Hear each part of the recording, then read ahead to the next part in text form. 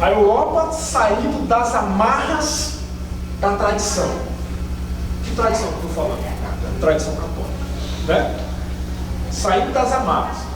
As Américas descobertas. Chega aqui e encontra bilhões e milhões de nativos.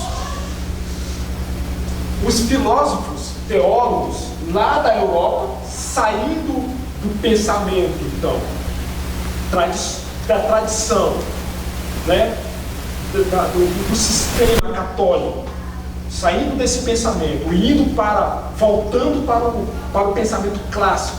Quando eu falo clássico, é da filosofia, para o humanismo, e ele começar a pensar sobre ele, o papel dele no mundo, o que ele é, como ele tem que se comportar, sendo que todas as fases da vida dele eram influenciadas por um pensamento que era chamado catolicismo, porque você tinha que ser batizado quando nascesse na igreja, para você não ser considerado pagão.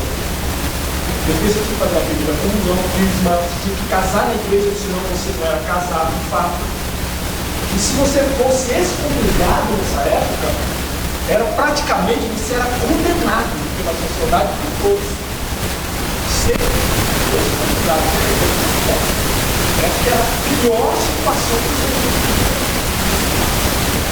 Então, aí, eles encontram milhões de nativos aqui nas Américas. E aí eles começam a pensar, esse povo aí, eles são gente ou são metade? Eles pensam que nós,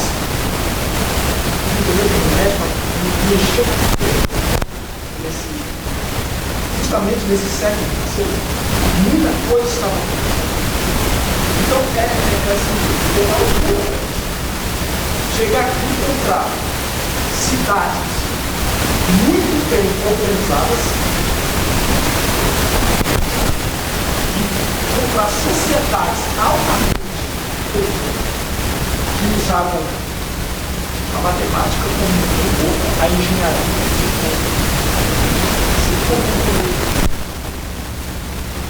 Então, isso aí foi uma loucura. Aí as faculdades, as universidades começaram a estudar se eles são selvagens, se eles são humanos, se a gente tem que considerar eles como cristãos. Então, por isso que eu estou jogando bem por cima para os irmãos, influenciar os irmãos a buscar o conhecimento então, nesse momento aí, saber como que foram os desdobramentos para a formação filosófica, teológica, sociológica dessas sociedades e da nossa sociedade, de nós como brasileiros.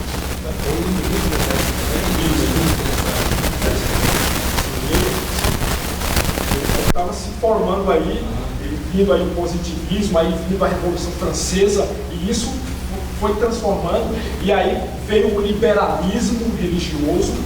Aí o liberalismo veio com a teologia da libertação, é todo um caminho de influência que transformou o pensamento da sociedade ocidental.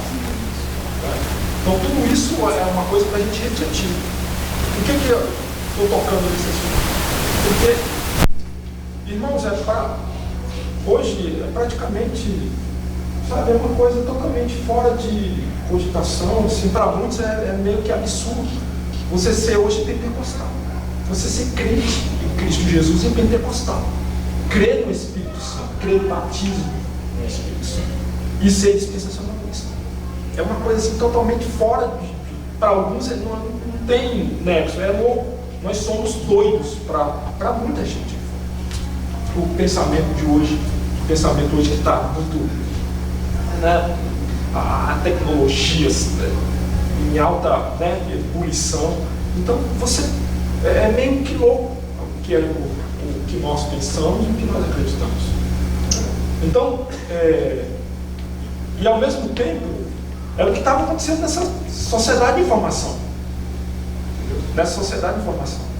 Então, quando veio a reforma protestante, né, aí, para sair das amarras, então, da Igreja Católica, porque você tinha que estar dentro desse sistema, você tinha que sair desse sistema e você criar uma sociedade que era uma sociedade não mais ligada a uma instituição ter que cumprir sacramentos. Então você tinha que sair de lá e dizer, olha, eu faço parte de um grupo, mas eu fui chamado por Deus. Eu fui chamado por Deus. Aí, eu estou dando pulos aqui na história, porque não tem tempo para a gente conversar sobre isso, assim, em pormenores. Mas aí, na Inglaterra, né, ali no meio da Reforma Protestante, algumas áreas da política e da economia abraçaram a Reforma Protestante como um meio de sair da escravidão da igreja. Entendeu?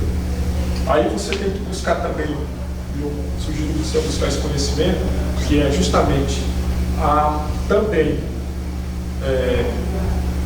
a Revolução Inglesa. Quando eu falo a Revolução Inglesa, a Revolução de Henrique VIII, entendeu?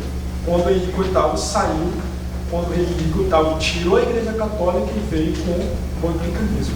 Mas aí, sim. Você não acha que o problema de Henrique VIII foi o casamento dele aí, que pegou bastante? Exatamente. Exatamente.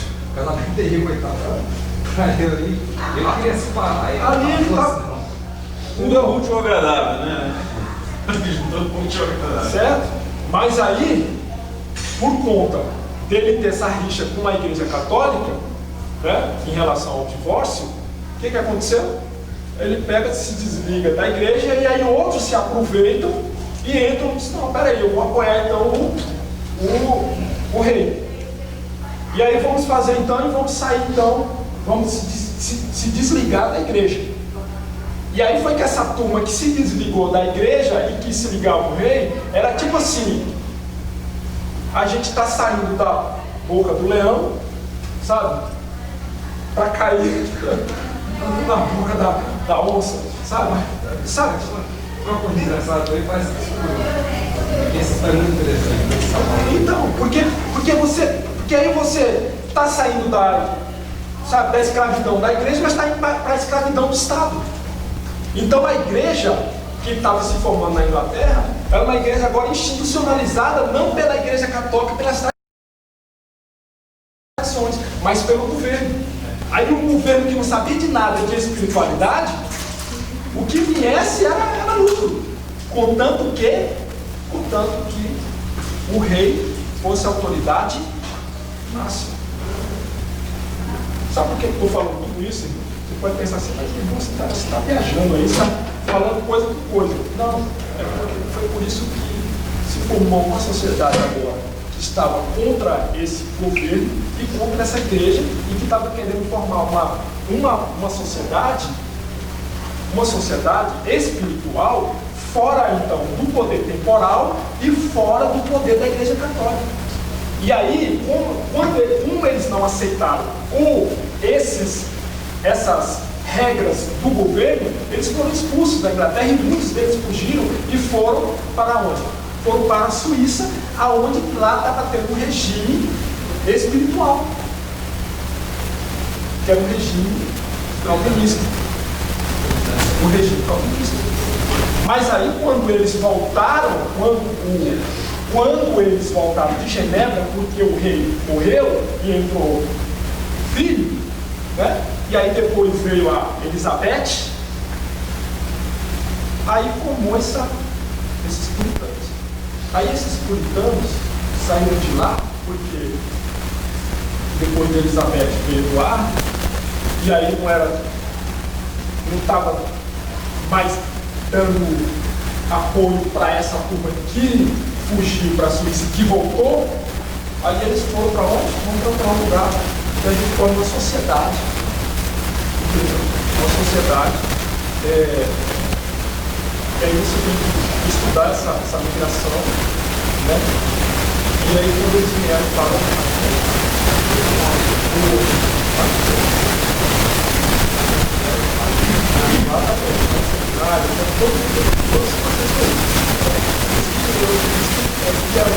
sai das Américas, das Américas, e vão para o México. Aí você pode colocar aí, tá? intelectual, você vai ver a migração desses urbanos que vão para as Américas. Por que eu estou dizendo isso? Porque aí, estou falando do século XVII agora, 1600 e pouco agora, 1720. Por quê?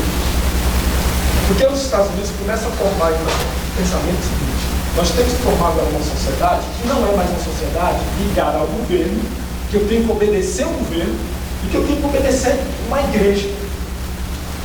Nós somos a igreja. Não tem líder. Todos nós fomos chamados. É esse pensamento que formou o pensamento americano. Nós fomos chamados, porque nós fomos predestinados. Então, se eu sou predestinado, eu tenho que ter agora a responsabilidade para fazer uma sociedade agora baseada. Então, eu estou falando de cultural, por essa questão. Por quê? Porque quando a América começou a se formar, houve uma questão de ideologia, e você era, olha o pensamento qual era? O pensamento era calvinista, o pensamento que eu era predestinado, eu nasci ali, eu nasci para agradar a Deus, e agora eu não sou mais, eu não tenho que obedecer o fulano ao ciclano, mas é porque eu fui chamado. Agora, pense bem. Estamos falando de 2017, que a sociedade é a sociedade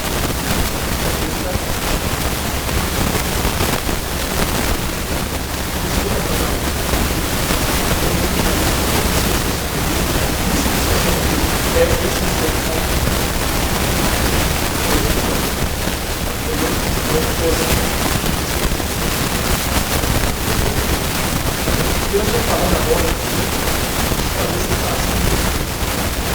Então, o que é agora predestinado? Aí as pessoas falam nesse tempo e eu falo sobre o humanismo. Né? E o humanismo estava ali, né? O humanismo italiano, né? Então, veio a ciência. Aí depois de mudar, diz assim, peraí, mas se nós somos uma sociedade desconhecida, então que é?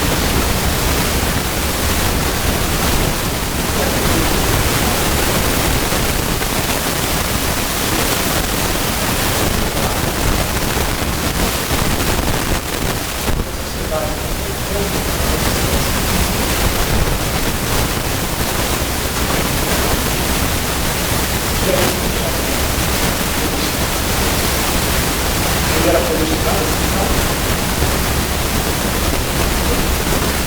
Então nós temos aí o ano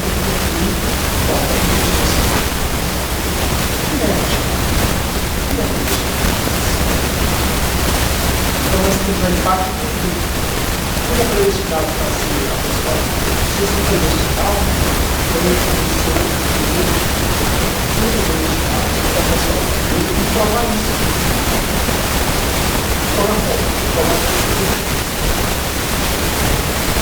Então qual é a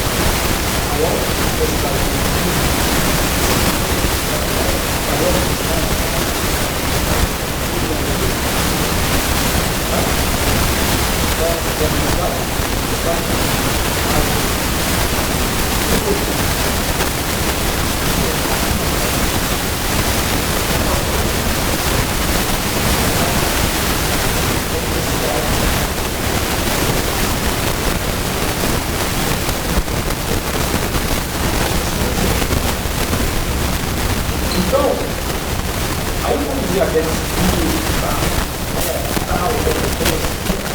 Aí vem a questão, onde é a questão da ciência. Aí eles falam, eu vou trabalhar, então eu vou fazer análise científica,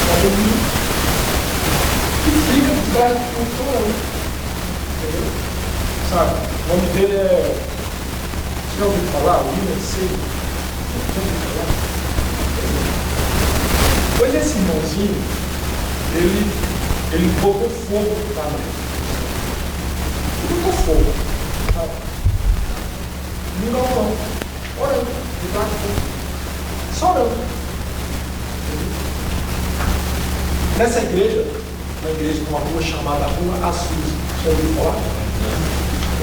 Entendeu? Onde nasceu, né? O pentecostalismo.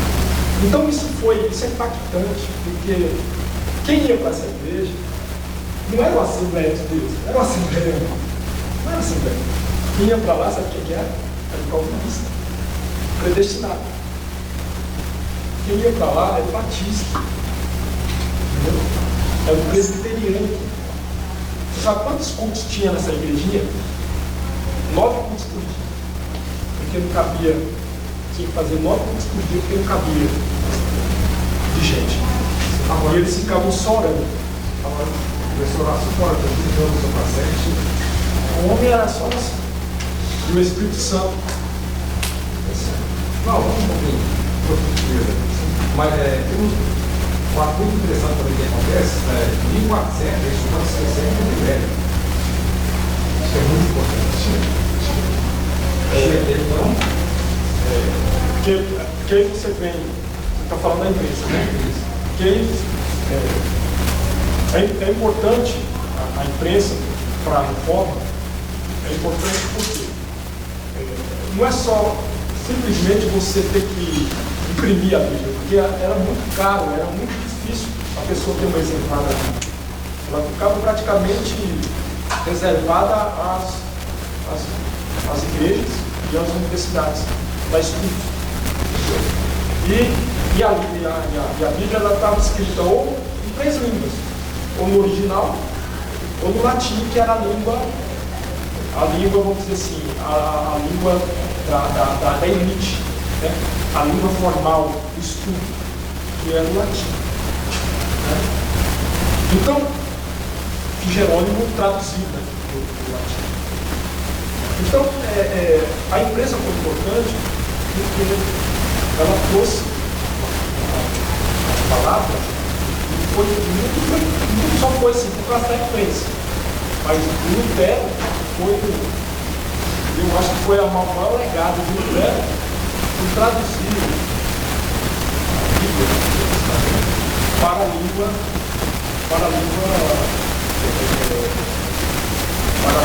popular. Então, eu acho que foi o maior legado. 7 meses,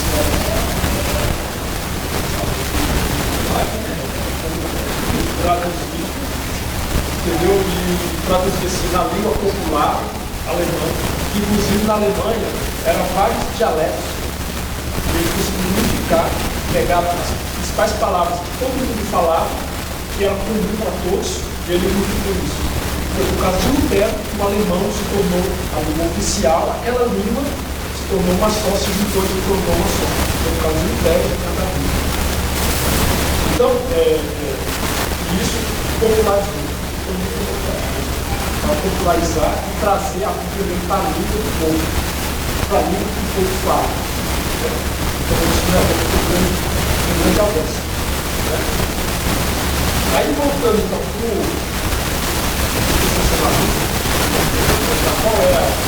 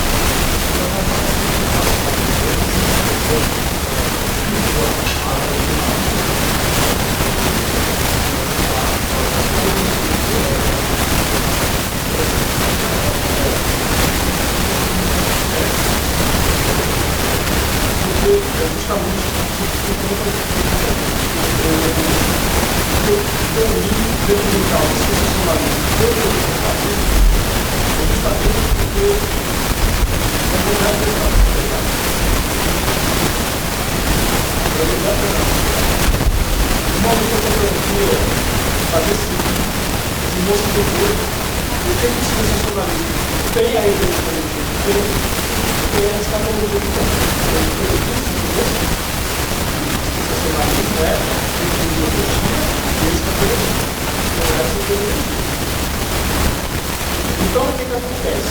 Quando lá o irmão está morando lá e a autor explodiu, só que vocês consideram, esses irmãos começaram a pensar: olha só, se o Espírito Santo veio para mim e começa a falar muito estranho, o irmão é de outra cor, é de outra igreja, também está orando e está recebendo o Espírito Santo, tem diferença? Se eu estou sendo batizado com o Espírito Santo, você também está falando língua estranha. Entre eu e você, tem diferença de humanidade? Tem diferença sociológica? Quem foi que criou isso? Muito mais. Isso foi a maior revolução. Porque isso aí mudou tudo. O Espírito Santo mudou tudo. Se o Espírito Santo te batiza, meu irmão, e você fala língua estranha, que batiza a irmã, que batiza a criança, que batiza eu, batiza você, e o Espírito Santo vem e desce sobre todos. Então isso quer dizer o quê? Que todos são chamados. Então isso quebrou tudo. Isso, sabe, isso mexeu com a cabeça dessa sociedade, que até então era predestinada. Quem é predestinado, então? Peraí, se todos são, então vamos sair das nossas casas e vamos pregar o Evangelho, meu filho. Aí o pentecostalismo fez o quê? Vai pregar. Aí foi por isso que os irmãozinhos, 2 irmãozinhos lá, que eram lá da Europa, que foram para os Estados Unidos, saíram dos Estados Unidos e vieram para onde? Fizeram escala lá, né? Fizeram escala lá nos Estados Unidos, foram contagiados. Contagiados. Deixa eu dar um pulinho ali. Vamos anunciar o Evangelho. Aí os americanos pegaram, fizeram o quê? Vamos para a África. Lá tem o Evangelho. E aí eles começaram. Por quê? Aí eu vou entrar na resposta da pergunta que o irmão fez. Se eu não sou dispensacionalista dentro da igreja protestante, eu sou o quê? Se eu não sou dispensacionalista, eu sou o quê? Qual é a visão que eu tenho? Qual é o meu pensamento? Qual era a minha ideia? A ideia, eu era aliancista. Eu era da teologia do pacto.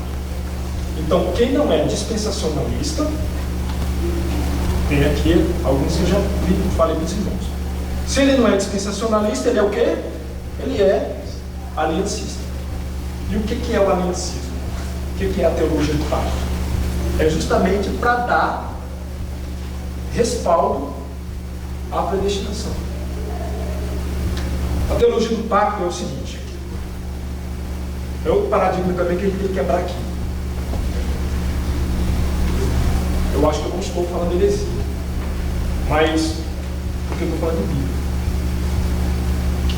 É assim, a teologia do pacto, ela trata o seguinte, que a igreja, ela é a igreja de todos os tempos. A igreja é a igreja de qualquer época. Se a igreja é a igreja de qualquer época, então isso quer dizer que Abraão já era igreja. Noé já era igreja. Então isso quer dizer que a teologia do pacto, houve um pacto com o povo no Antigo Testamento, e quando veio a igreja, esse pacto com essa nação, ela foi totalmente desfeita. Ela foi totalmente deixada de lado. Não existe mais, porque hoje existe igreja. Os irmãos entenderam? Deixando mais claro.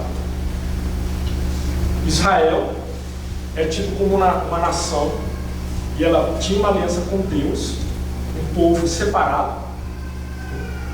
Certo? Para não ficar só falando, vamos falar sobre isso, vamos ler 2 versículos. Êxodo, se não me engano, 19 e 5, se não me engano. Êxodo 19 e 5. Olha o que fala de Israel. Êxodo 19, 5 e 6. O irmão aí pode ler? Pode ler. Agora, pois, se diligentemente ouvirdes a minha voz, guardares o meu conselho, então sereis a minha propriedade peculiar, dentre todos os povos, porque toda a terra é minha, e vós me sereis reino sacerdotal, e o povo santo. Estas são as palavras que falarás aos filhos de Israel. Amém. Deus abençoe, irmão. Então vamos ler 1 Pedro, capítulo 2, de versículo 9 e 10. O irmão leu Êxodo 19, 5, quando o povo de Israel tinha saído do Egito, estava indo para a terra prometida, estava ali no Monte Sinai, e estava indo, ali próximo à redondeza do Monte Sinai, e Deus havia falado. 1 Pedro 2, 9 e 10. 1 Pedro 2, 9 e 10.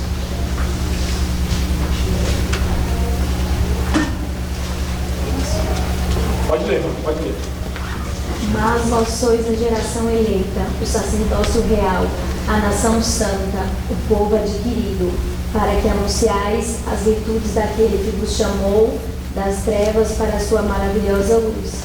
Vós que antes não erais povo, mas agora sois povo de Deus, que não tinhais alcançado misericórdia, mas agora alcançastes. Você viu o que não leu? Então é o que o irmão leu, né? Aqui está falando, né? Vós, geração eleita, sacerdócio real, nação santa. Ele está falando de quem? Está falando de quem? Está falando da igreja.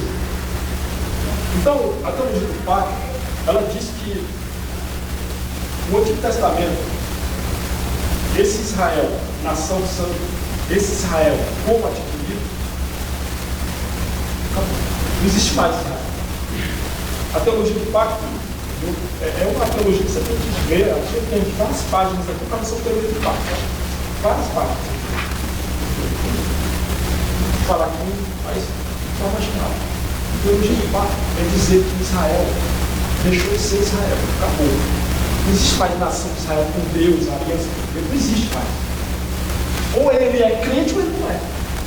Entendeu? Ou ele é salvo pela graça de Cristo, ou não é. Se ele não é, então não tem aliança. Acabou. Não existe mais aliança do Antigo Testamento, essas promessas que Deus fez para com Israel, não existe mais. A teologia do pacto trata isso. Que Israel é simplesmente um povo como qualquer outro. Como qualquer outro. Né? E a nossa teologia, a teologia dispensacionalista, ela faz diferença. Ela faz diferença da igreja, como igreja para todos, para pregar o evangelho para todos, entendeu? Por isso que aí entra outra coisa, dentro do dispensacionalismo. Né? Dentro do dispensacionalismo, há a questão da responsabilidade. Responsabilidade. Por que eu estou usando a palavra responsabilidade? Para não dizer a palavra livre-arbítrio. Porque aí eu prego o evangelho para você e você pode escolher ou não você pode escolher. Certo? Por isso que nós somos livres. Todos têm direito de ouvir o evangelho. Não existe predestinado a ouvir e a não ouvir. Exatamente. Certo? Então, por isso que nós estamos aqui. Temos a responsabilidade de quê? De ouvir o evangelho, aceitar o evangelho e transmitir esse evangelho. Sem fazer distinção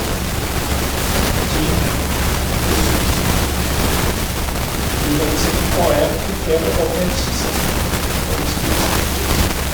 Aí, o pactualista, o aliancista, ele diz o seguinte, que essa aliança com Israel já foi, agora é hoje. Ele fala que tudo que tinha de promessa para Israel passou, já deixou de lado. Agora é igreja. Ou ele se torna igreja, só que aí dentro de uma hermenêutica, dentro de uma interpretação dos versículos que falam sobre o dispensacionalismo, a dispensação da graça, ele não está em nenhum momento desfazendo da aliança que Deus fez com Israel. Uma coisa é essa aliança que ele vai cumprir com Israel, sim, e a outra coisa é o que ele vai cumprir com a igreja. Aí é onde tem um ponto escatológico. Primeiro, qual é a diferença das duas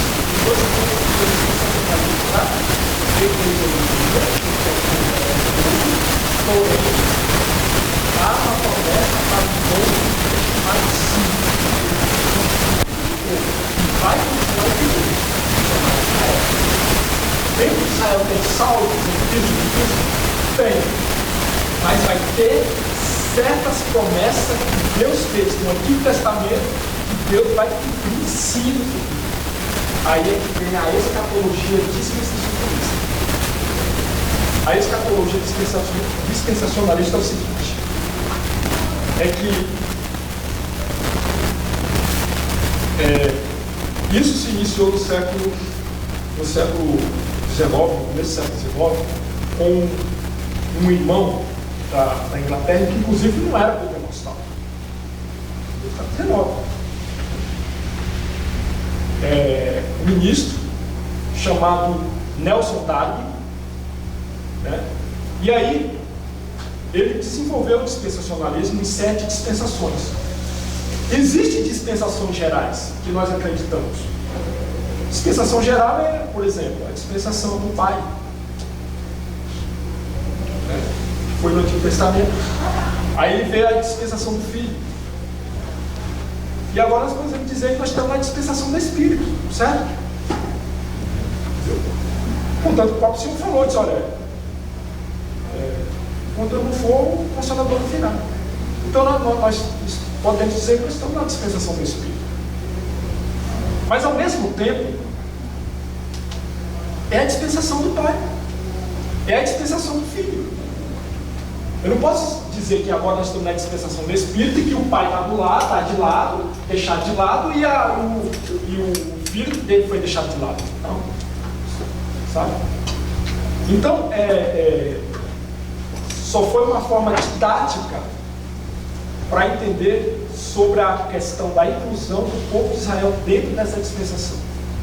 Então, a grosso modo, dizendo assim, que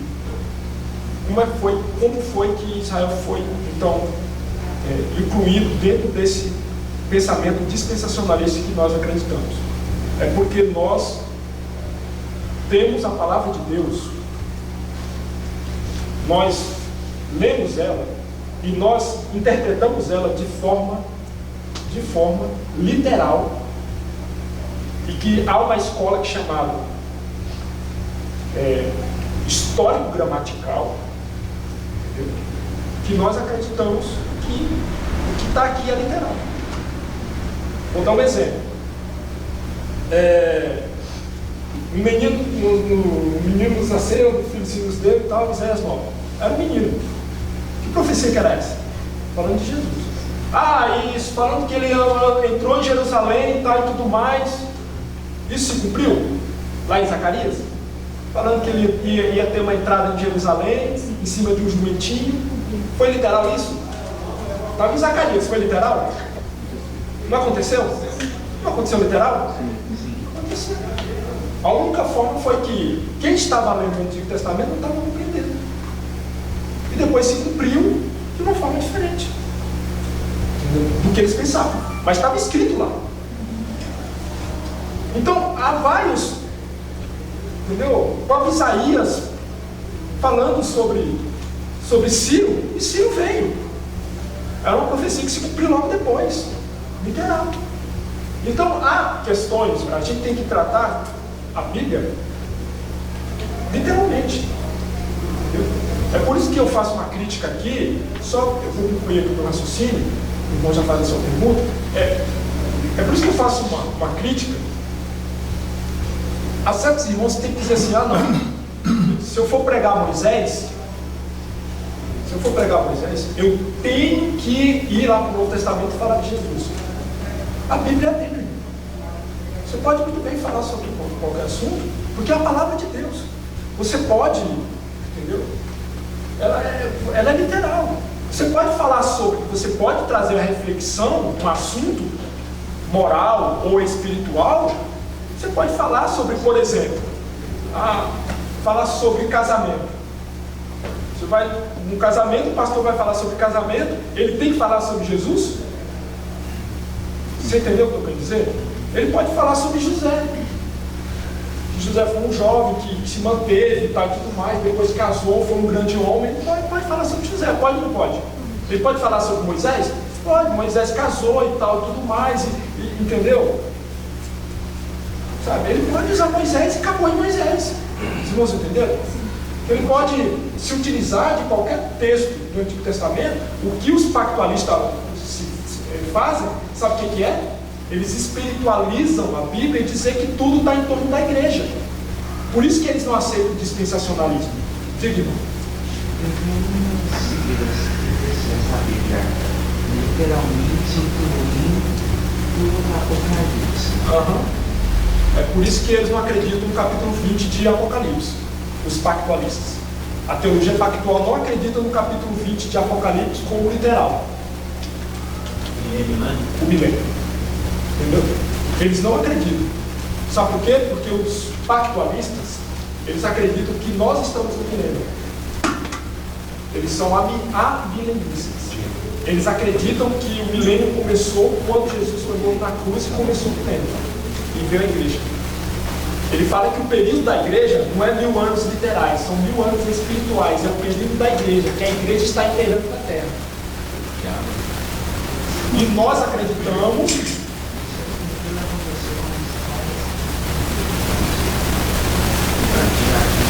então nós acreditamos que ali é literal. Acreditamos que é literal. Por isso que há quando outra coisa também. É tanta coisa aqui, né?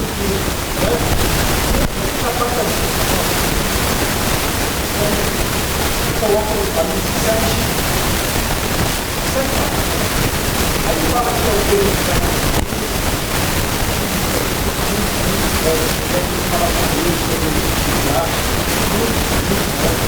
entendeu?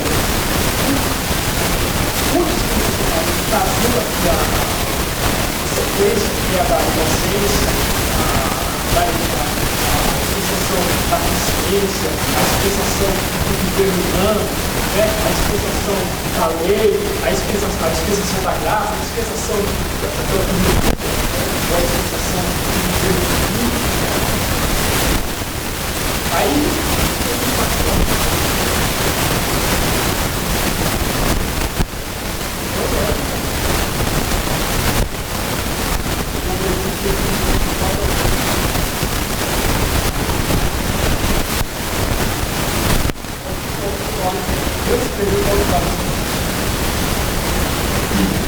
então há certas dispensações.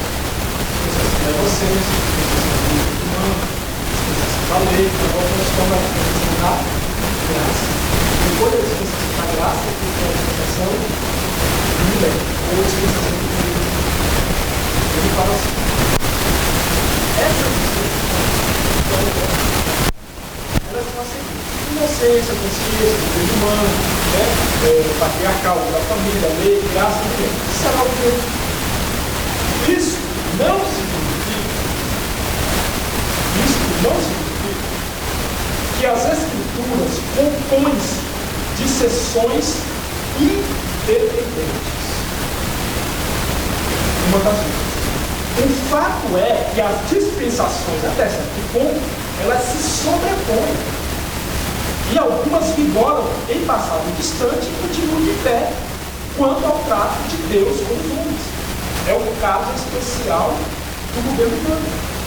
Refutamos com veemência certas interpretações das Escrituras que chamamos de ultra-dispensacionalismo, que reservam que as bênçãos pronunciadas por Deus exclusivamente para o povo que viveu dentro de uma determinada dispensação seja exclusiva daquela. Cremos que as bênçãos de Deus são para o seu povo, qualquer que seja a dispensação. Trocando em miúdos. O que eles querem dizer é que, como a gente dividiu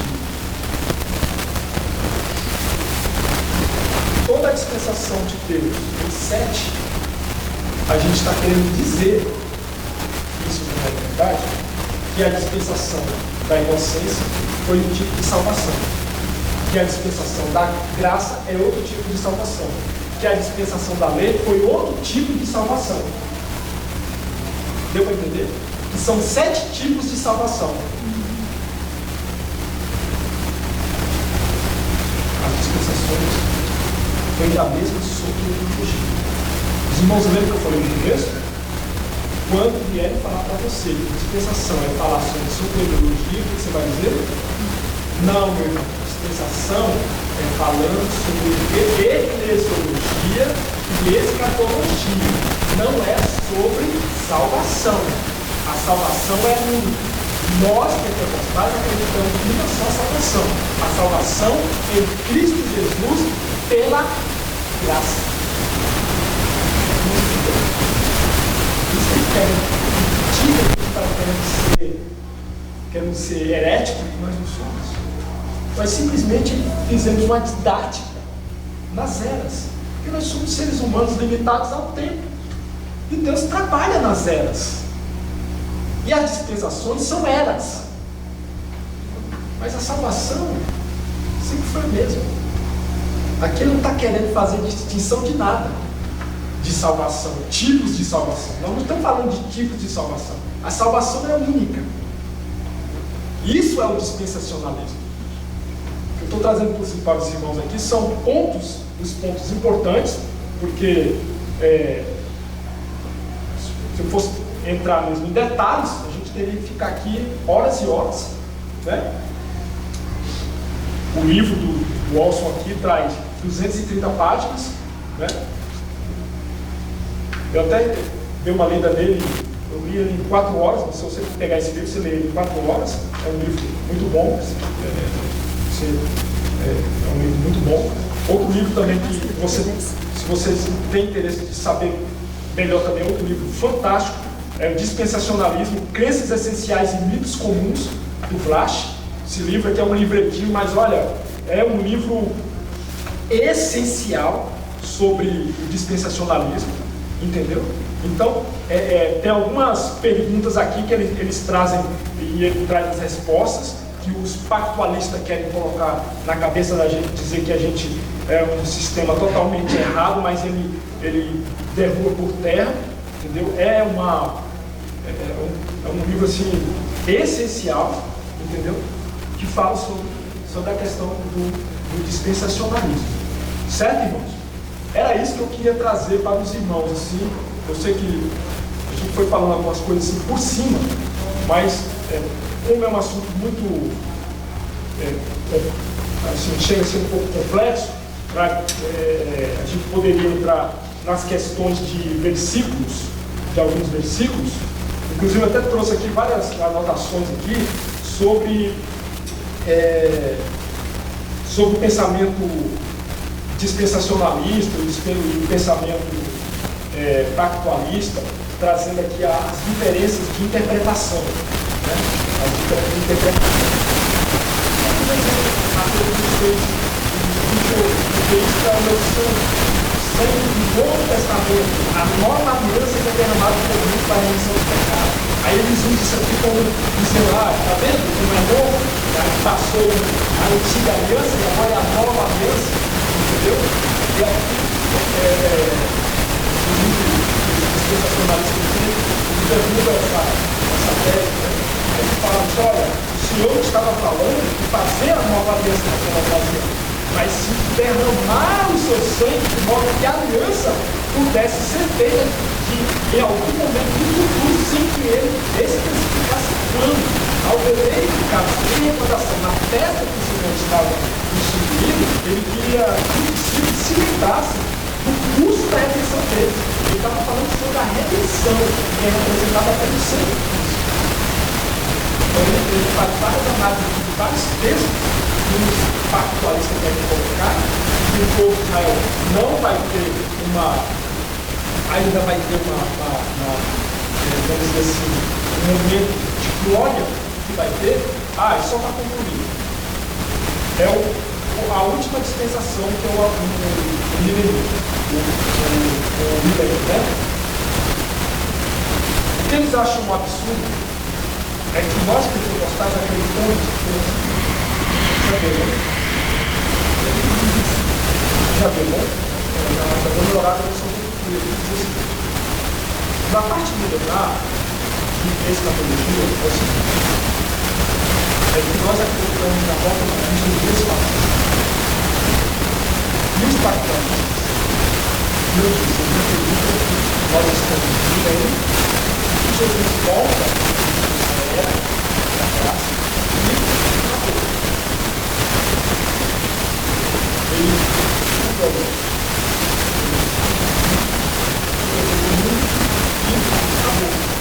E aí,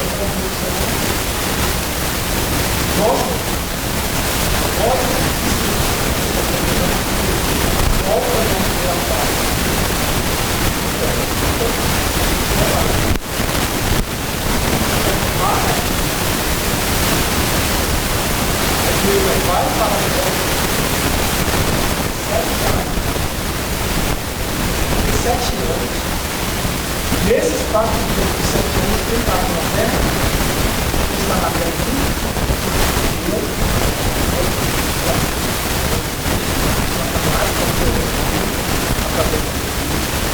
E percebendo tempo, todos os 7 anos? É todos os 7 anos? Não. Mesmo primeiro faz parte. Vai parte.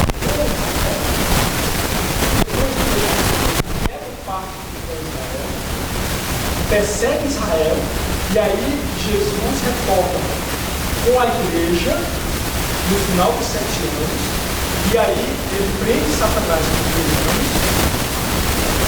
anos, e Israel reconhece que Jesus eles tanto esperavam,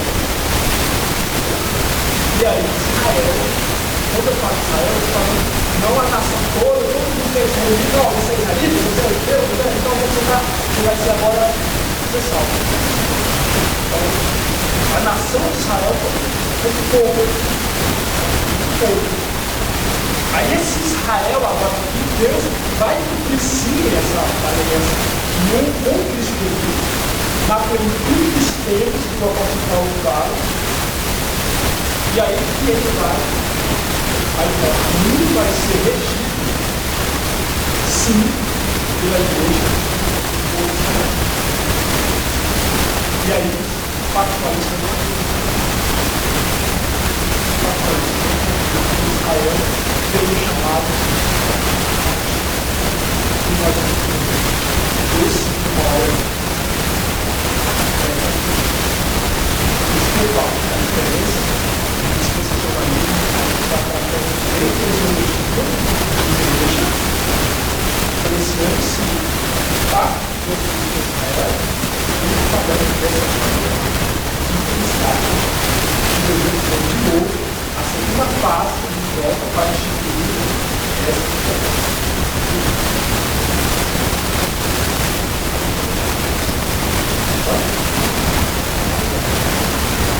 Estou falando da nação de Israel.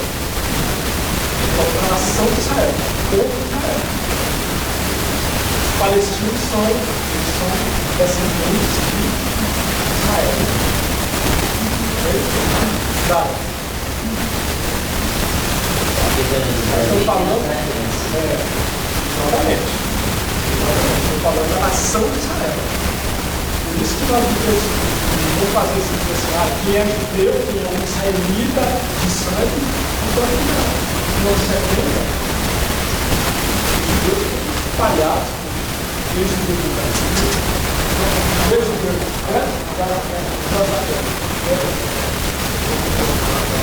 A nacionalidade. Nós estamos falando com essa nação. Com essa nação. Eu não estou dizendo que é nascido. Quem foi Israel de sangue? Sabe, um canto brasileiro que é descendente. Mas ele contava com a nação que ele vai instituir, que é instituir. Essa nação que começou em 1947, que foi restituída, né, como nação em 1947, e que vai ser reconhecida na sua totalidade, ali no tempo, sem enganada, pelo Espírito. O Espírito vai abraçar o povo de Israel.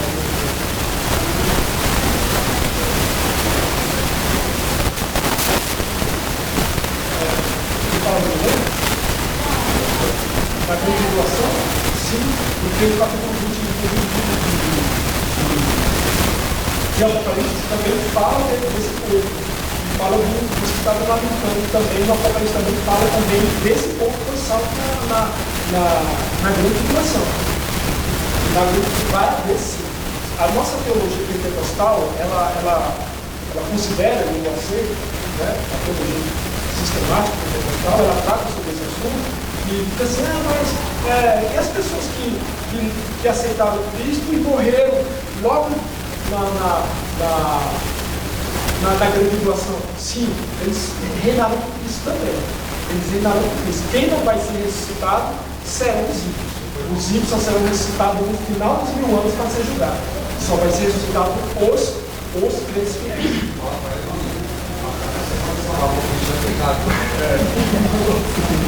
Vai ser porque tem gente aí que está dizendo, eu vou continuar assim, se Deus ele vai ver, eu tenho mais outra chance, vou tentar mais um pouco. Exatamente. E isso é tão difícil hoje, né? A gente tem o Espírito Santo. Com o Espírito Santo, com palavra, né? Sabe? Com igreja, com o templo aberto para você perdoar, né? Entendeu? Com apoio. Já, né? Já muitas vezes muitos cambaleiam na fé, né? Quanto mais na congregação, vai ser fácil. Né? Algum outro comentário que nós queremos fazer? Sim, pode fazer. É porque eu não sei, é porque quando a pessoa morre, quando a gente morre, diz que ele se vai para o céu, que ele espera o julgamento. É o que acontece. É uma pergunta muito interessante. Quantos anos aqui? 11 anos. Pergunta assim, fantástica. É assim. Capítulo 16 de Lucas, Jesus estava conversando com os fariseus, e aí, inclusive antes, ele contou algumas parábolas, né? fazendo a comparação entre os fariseus que tinham o acesso à palavra, tinham acesso ao conhecimento, e, né, e ele estava fazendo a comparação entre o povo que estava sabendo, precisando de ouvir a palavra. O povo não recebia a palavra na sua essência por parte dos sacerdotes, né? Por parte do povo, daqueles que tinham conhecimento. E aí, Jesus contou algumas parábolas. Nessas discussões, ele falando, aí ele contou uma história, uma parábola. E ele falou, sabe, está aqui, né? Do rico, a história do rico e do Lázaro. Parábola do rico e do Lázaro. Aí ele conta que o rico morreu e também lá o pobre, né? O Lázaro. Né? Chaves morreu e foi para o seio de Abraão, que no caso foi o Lázaro, e o rico, ele foi para o Hades, né? E para um lugar de tormento. O rico, né, pediu para até, inclusive para familiares, que entregaram palavra de Deus para os seus familiares, para que eles não fossem também no mesmo lugar que ele estava indo, para aquele lugar de sofrimento.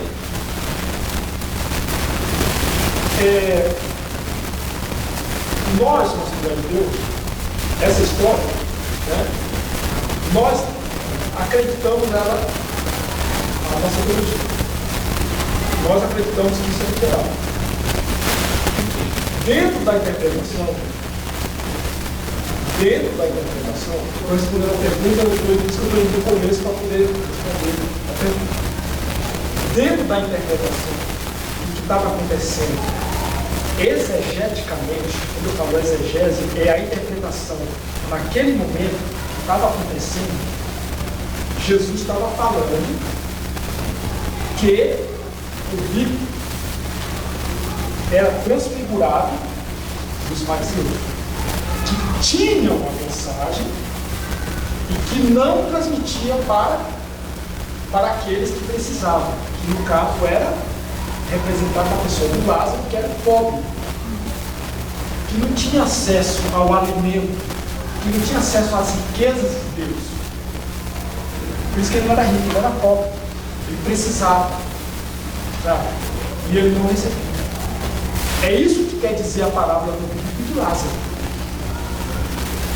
Por que você está dizendo isso? Porque as parábolas anteriores dizem que ele repetiu a mesma coisa.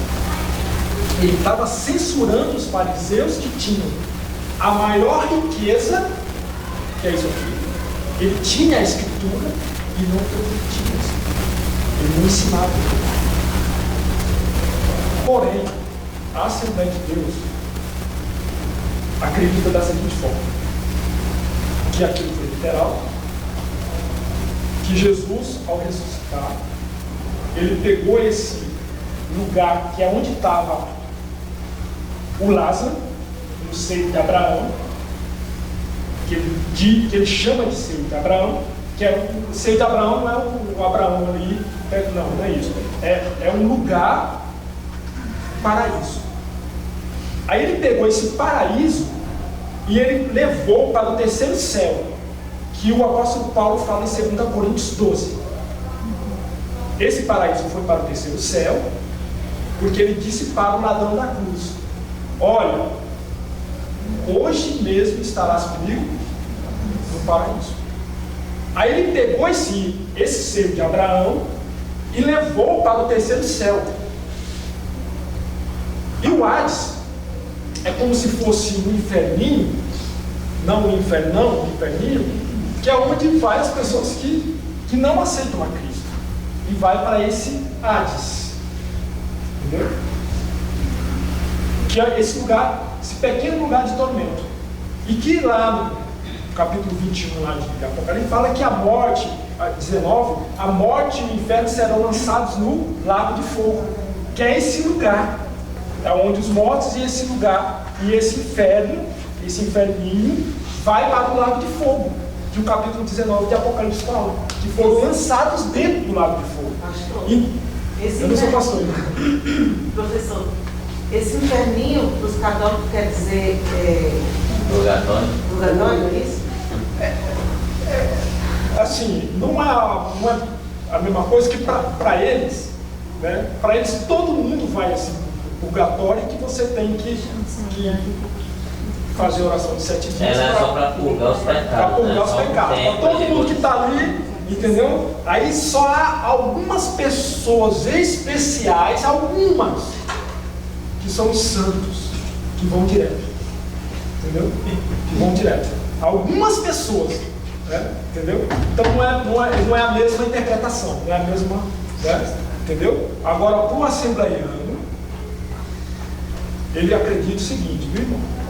Que esse lugar, então está no terceiro céu, certo?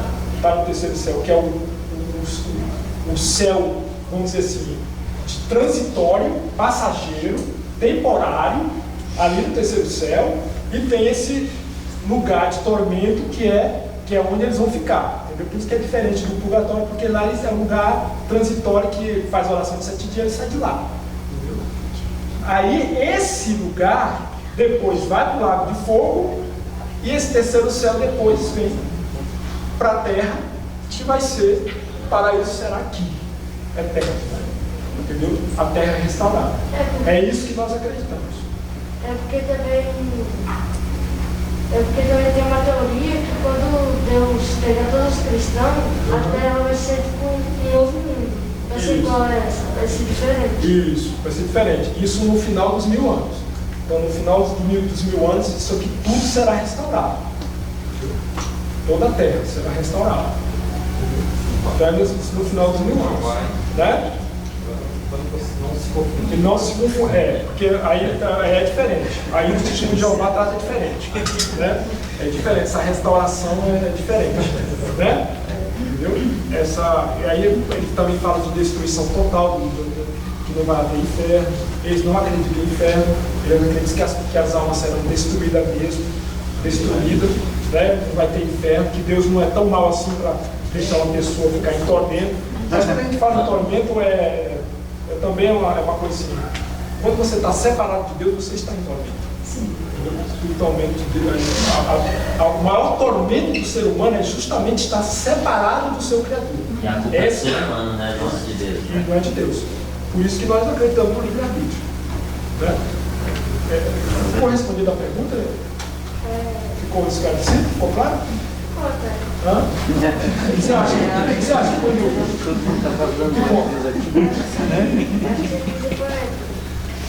Que vai ter que ele vai passar um pouco no céu, depois vai voltar na terra. E esse não vai direto pro céu ainda. Isso. Esse ainda vai esperar o julgamento. Exatamente. Ou seja, um descanso.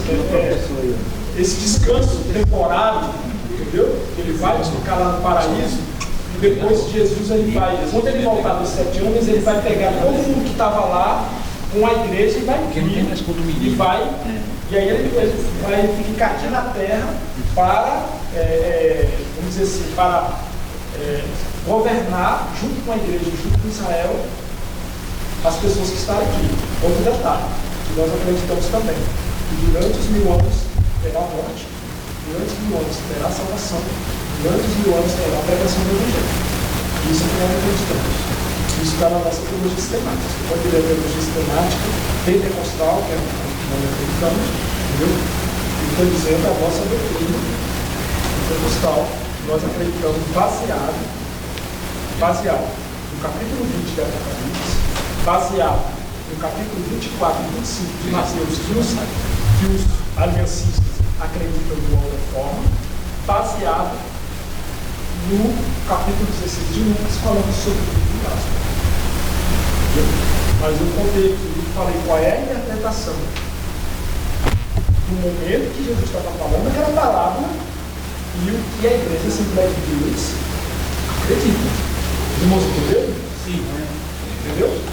Eu, professor da Escola Bíblica Dominical da Assembleia de Deus, eu tenho que transmitir aquilo que a Assembleia de Deus crê. E tem como doutrina. Certo? Aí tem as questões pessoais, tem as questões dos pressupostos, que aí não cabe a mim ficar expondo aqui as minhas pressuposições. Certo? E sim, falar do livro da nossa igreja. Tá certo, irmãos? Mas eu acho que eu tentei ao máximo deixar mais claro possível.